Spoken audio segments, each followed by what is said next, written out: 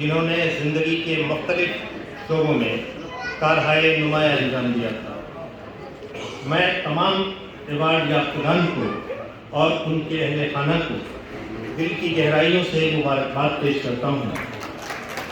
اصل میں یہ ایوارڈ کا سلسلہ یوں ہے کہ جب ہم کسی کی پذیرائی کرتے ہیں دوسروں کو بھی حوصلہ ملتا ہے کہ ہم اگر کچھ کام کریں تو یہ زمانہ ہمیں تسلیم کرے گا، اسی لیے یہ بزم آراستہ کی جاتی ہے۔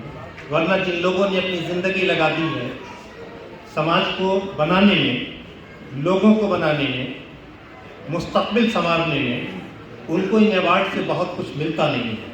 دراصل ملتا ہے ہم جیسے لوگوں کو، جن کو یہ حوصلہ ملتا ہے کہ ہمیں بھی کچھ کرنا چاہیے اپنے سماج کے لیے، اس ملک کے لیے، اس امت کے لیے۔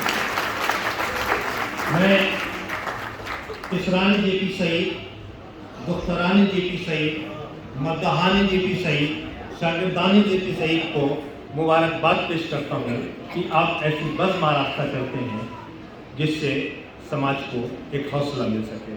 خواتین و حضرات، طویل گفتگو، بھرپور گفتگو جناب خلیل الرحمان صاحب فرمائیں گے۔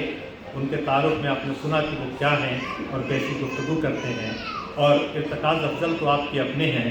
ہم دلی میں بیٹھے ہمیشہ ان کو مس کرتے ہیں، ان کو سننا چاہتے ہیں، انہی سے گفتگو ہوگی۔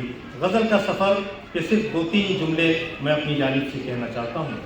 یہ کتاب چونکہ سب سے پہلے قاضی نوید سے بھی پہلے جب یہ کتاب چھپ کے آئی، ایجوکیشنل پبلشنگ ہاؤس دہلی نے اسے پبلش کیا تھا، تو میں ہی وہ شخص تھا جس نے سب سے پہلے دیدار کیا تھا اس کتاب کا دہلی میں۔ تمام اسباب اس پہ بات کی ہے۔ ایک بھرپور سفر ہے غزل کا۔ میں صرف 2 ابواب کے بارے میں بات